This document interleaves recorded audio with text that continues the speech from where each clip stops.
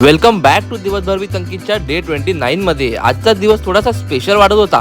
सकाळपासून एक वेगळीच एक्साइटमेंट होती. आज कोणत्या तरी फंक्शनला आपल्याला जायचं होतं.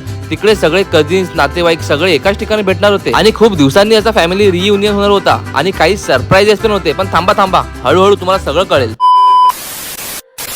आज सकाळी डायरेक्ट 3 वाजता उठलो, कारण पाहुणे येणार होते तर त्यांना पिक करायला जायचं होतं. त्यांना पिक केलं आणि घरी येताच परत झोपलो. उठून डायरेक्ट गेलो आपल्या प्रशांत कॉर्नर मध्ये, कारण प्रशांत कॉर्नरचे पेढे म्हणजे भाई एक नंबर पेढे घेऊन घरी आलो तर मॉम आणि सगळे कझिन्स बसले होते. मग सगळ्यांनी जेवून घेतलं आणि कधी काम न करणारे ही इथे येऊन फुल काम करते बघा, फुल ऍक्टिंग जेवण वाढण्याची. आणि हा आहे माझा मोठा भाऊ. काय बोलू याच्याबद्दल, कुछ बोलू क्या रे, जाऊ दे सोडा, परत रागवेल. भाईला एवढं गरम होतं की आज जाऊन एसीची हवा कोण परत येतोय. सगळं काम आटपून आम्ही पोहोचलो फंक्शनला. एक चांगली गोष्ट असते, सगळे कझिन सगळे नातेवाईक एकाच ठिकाणी भेटतात आणि जेव्हा फॅमिली एकत्र येते ना तेव्हा फोटोपेक्षा मेमरीज जास्त क्लिक होतात. मॉम तर फंक्शन बाजूला ठेवून सगळ्यांशी मस्त बोलत बसली होती. आज आम्ही आलो होतो एका एंगेजमेंट सेरेमनीला. सगळी तयारी चालू होती. स्टेज वगैरे पण अगदी मस्त डेकोर केला होता आणि नंतर आपले महाराष्ट्रीयन रिच्युअल्स, विडे ठेवण्याची पद्धत आणि सगळे रिच्युअल झाल्यानंतर सर्व पाहुणे मंडळी फक्त एकच वाट बघत होते की नवरा आणि नवरी कधी येणार. व्हिडिओवाले पण फुल रेडी होते आणि मग झाली ब्राईडची एंट्री. बघा किती सुंदर दिसते ब्राईड. ब्राईडला बघताच असं वाटलं की आपला नंबर कधी येणार आणि मग फायनली झाली ग्रूमची एंट्री. वेट एक सेकंड.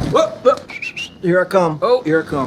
असं वाटत होतं की ग्रूम को तो किधर देखेला लग रहा है. अरे बापरे, हा तर मीच. यस गाईज, आज माझीच एंगेजमेंट आहे. खूप लोकांना माहिती नव्हतं, कारण मला तुम्हाला सरप्राईज द्यायचं होतं आणि मला माहिती आहे तुम्ही काय रागवून नाही बसणार. तुम्ही माझे वेल विशर्स होता आणि नेहमी राहणार. रिंग घालताना जी स्माइल आली ना तोंडावरती, बाप रे, ती स्माइल वर्ड्स मध्ये सांगता येत नाही.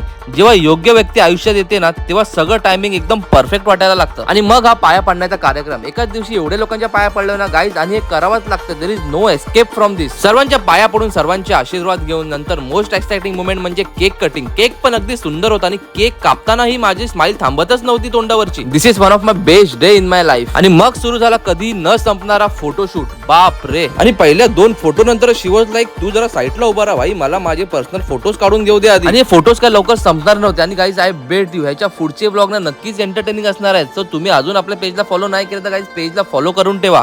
And once again guys thank you so much and I am so sorry for the little surprise. लवकरच भेटू आपल्या पुढच्या ब्लॉग मध्ये. हा ब्लॉग आवडला तर ब्लॉगला लाईक करा, कमेंट करा, शेअर करा आणि तुमचं प्रेम आणि सपोर्ट असंच ठेवा, कारण आजचा दिवस guys one of the best day in my life होता. Thank you so much.